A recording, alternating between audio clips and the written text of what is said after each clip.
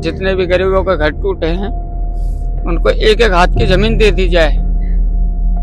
कम से कम अपने बच्चे तो पाल ले इंसान। कहाँ जाएगा?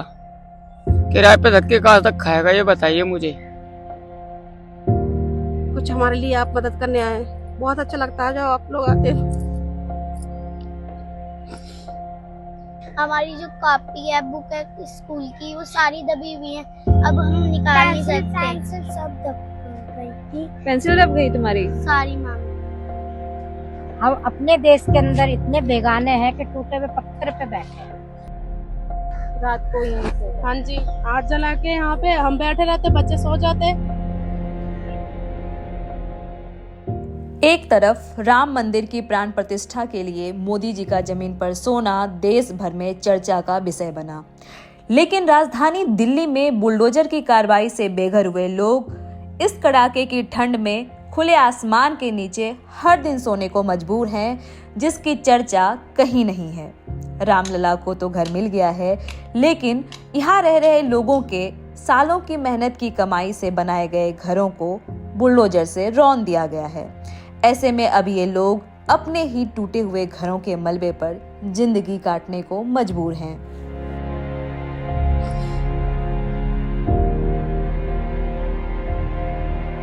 नमस्कार, इस वक्त हम मौजूद हैं दिल्ली के निजामुद्दीन सुंदर नर्सरी के इलाके में।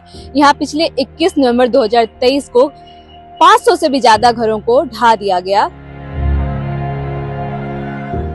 सुंदर नर्सरी से सटी यह बस्ती दिल्ली शहरी आश्रय सुधार बोर्ड यानी ड्यूसिप की उन 675 झुग्गियों की लिस्ट में शामिल है, जिन्हें उनमें रहने वाले लोगों के सुरक्षित पुनर्वास के बिना नहीं हटाया जा सकता है।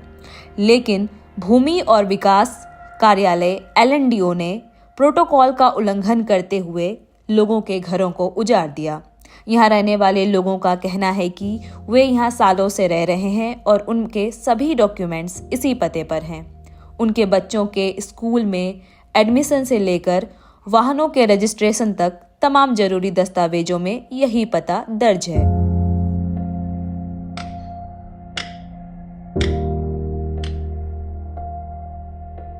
यहाँ रह रहे 43 वर्षीय सोमपाल अपनी आप बीती सुनाते हैं और सरकार से न्याय की गुहार लगाते हुए कहते हैं, हम तो यही कहते हैं कि सरकार से हम गुजारिश कर रहे हैं कि जितने भी गरीबों के घर टूटे हैं उनको एक एक हाथ की जमीन दे दी जाए। कम से कम अपने बच्चे तो पाल ले इंसान। कहाँ जाएगा? किराए पे धक्के कहाँ तक खाएगा ये बताइए मुझे। कितने सालों से रह रहे थे? यहाँ पे 25 साल हो गए, 45 साल हो गए लोग बागों को। मैं तो अभी आके नया बसा था यहाँ पे। किससे जमीन ली थी आपने? मैंने तो वैसे ही खरीदी थी, 6 लाख रुपए की ली थी, 6 महीने भी नहीं हुए। मैंने मेरे बच्चों का स्कूल पास में, मेरे बच्चों का सारा स्कूल के बस्ते बस्ते सब दब गए, सारा सामान दब गया। पढ़ाई भी नहीं हो पा रही हमारे बच्चों की। अब जाए तो जाए कहाँ?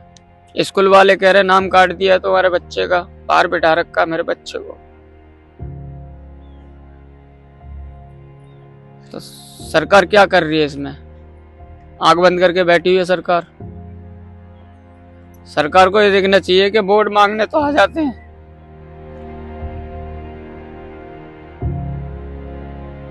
तो जब आपको हटाया गया तो कहीं आपके पुनर्वास की व्यवस्था की गई? कुछ नहीं करा जी, अभी तक कुछ भी नहीं करा हमारे लिए। हम तो वैसे ही पटरी पे रहते हैं, यहीं पे सो जाते हैं रात को।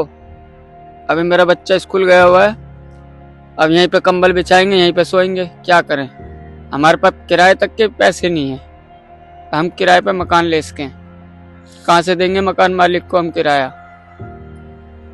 गुजारा कर रहे हैं, नौकरी कर रहे हैं, दिहाड़ी कर लेते हैं कहीं, तो अपने बच्चों का पेट पाल लेते हैं। हमें कौन देगा? हमारा घर ये था, यहीं रहते हैं, यहीं पे सोते हैं, यहीं पे बैठते हैं, यहीं पे खाना खाते हैं। न पानी की व्यवस्था, न खाने की व्यवस्था। 2-4 पैसे कमा लिए तो अपना खाना खा लिया शाम को, नहीं तो भूखे ही सो जाते हैं। तो इस सर्दी में आप यहीं सोते हैं? यहीं सोते हैं। क्या करें मैडम, किराए के पैसे नहीं है, कहाँ से देंगे मकान मालिक को किराया? 5-5, 6-6 हजार रुपए मांग रहे हैं। 40 वर्षीय फरजाना जो पहले कढ़ाई और लोगों के घरों में काम करके अपना गुजारा करती थीं, लेकिन घर टूटने के बाद से उनका यह काम छूट गया है। अब वह हर दिन अपने टूटे हुए घर के मलबे में से साबुत ईंटें निकालकर बेचती हैं और अपना गुजारा करती हैं। अभी आप लोग यहाँ पे क्या करते हैं? क्या करते हैं मैम, ये अपनी ईंटें कुछ निकाल के थोड़ा बहुत बेच देते हैं अपनी, जो अपने बच्चों का कुछ गुजारा हो जाता है। ज्यादातर यही गुजारा होता है हमारा। बच्चे घर हैं, बच्चों को लेके कहाँ जवान जवान बेटी को लेके यहाँ पे पड़ रहेंगे हम। तो बच्चे हैं आपके? मेरे बच्चे 5 बच्चे हैं। सब यहीं रहते हैं? नहीं नहीं, यहाँ कहाँ रहेंगे। बच्चा मेरे साथ बेटा रहता है, बेटी मेरी वहाँ पे रहती है। कि मेरे पास तो इतना भी नहीं है जो मैं किराया ले लूँ। मैं मम्मी के यहाँ रहती हूँ। अपने सुबह आ जाती है, थोड़े बहुत अपना गुजारा हो जाता है, ईंटें निकल जाती है, अपने बेच बाच के अपने चले जाते हैं। तो यही जो यहाँ पे जी, घर जी। जो तोड़ दिए हाँ, गए, जी, इसी से जी, आप जी। ईंटें निकाल जी लेते जी हैं। जी जी जी इसको आप बेच देती हैं। बेच देते हैं। आते हैं खरीदने वाले, ट्रैक्टर वाले, तो वो ले जाते हैं। बस यही काम करते हैं, और कोई तो हमारे पास कुछ है नहीं सुविधा। पहले आप क्या करती थी? पहले घर में ही रहती थी, काम करती थी अपने हाथ का, कढ़ाई का काम करती थी जी। अब वो भी खत्म हो गया। पहले कोठी में भी काम किया था, वो भी कह नहीं देते। जब रोज रोज जाओ, जब इसको कोई रखता झाड़ू छुट्टी पोछा करे। पोछा जी, करती जी, होंगी। गुजारा तो करना पड़ता ही है अपने बच्चों का। अब जब से ही झुग्गी टूटी, जब से तो नहीं जा रही मैं, तो यहीं पे अपने थोड़ा बहुत हो जाता है, बच्चों का पेट भरने का भी तो हो जाता है। मगर ये हमें फिर भी आप लोगों से, आप लोग आते हैं, बहुत अच्छा लगता है हमें।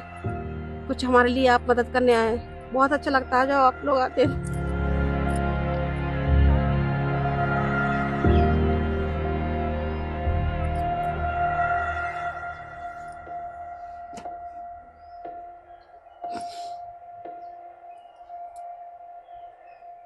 आप क्या कहना चाहती हैं सरकार से?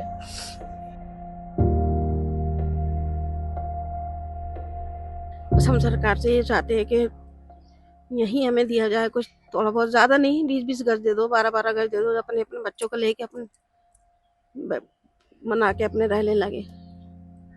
अब तक आप लोगों को कुछ बसाने नहीं, की कुछ बात मदद नहीं की नहीं, है? नहीं नहीं, कुछ नहीं, कोई मदद के लिए कोई नहीं आया? कोई मदद नहीं। जो कहा था वो थोड़ा बहुत तो करें, कहाँ जहाँ झुग्गी वहाँ मकान, मगर वहाँ तो कुछ भी नहीं है। तो इंसान तो अंदर से मन मंतर होता है। गरीब आदमी कहाँ जाएगा। और मैं कुछ नहीं कहूँगी।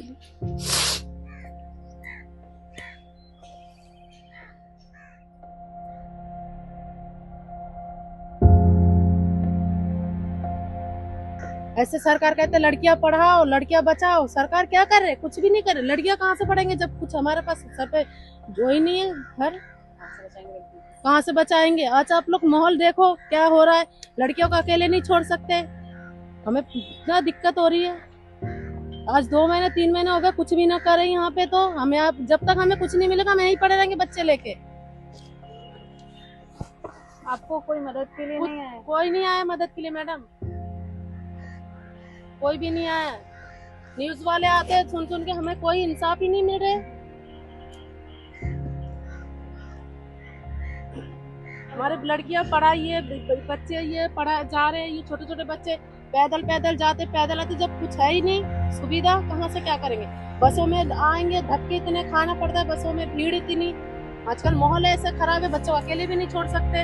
अब हम काम करेंगे, यहाँ देखेंगे क्या करेंगे। बच्चे रात रात को लेके बैठे रहते, क्योंकि पूरा ये मैदान है, कब कौन आ जाए कुछ पता थोड़ी ना। तो आप यहाँ पे सब बच्चों को?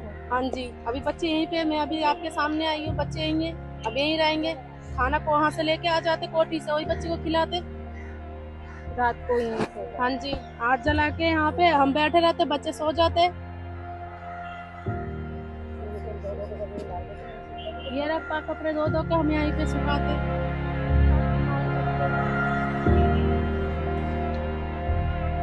और 21 और 22 नवंबर को जब ठंड का समय था, और तब इन लोगों के घर तोड़े गए थे।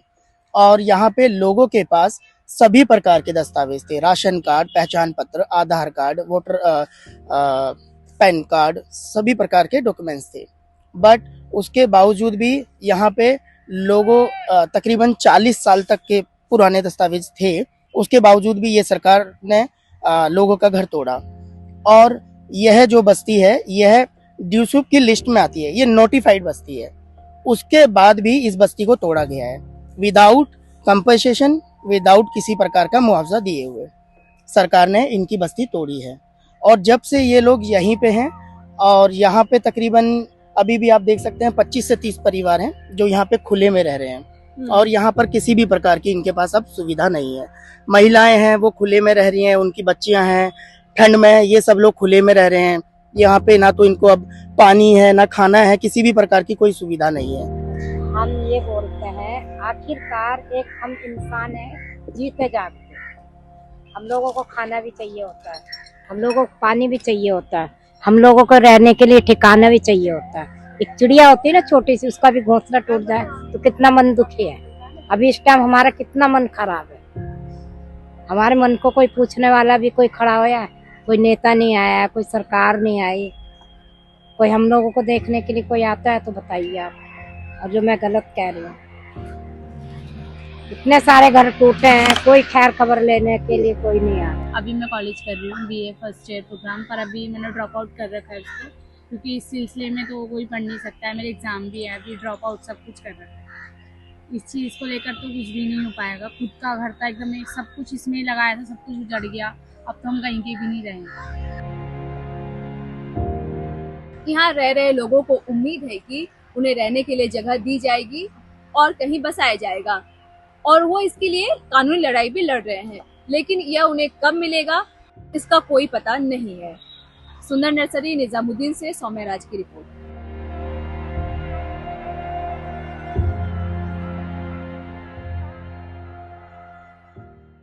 दमूक नायक जनवादी पत्रकारिता करता है। यह संविधान, लोकतंत्र और सामाजिक न्याय पर चलने वाला चैनल है।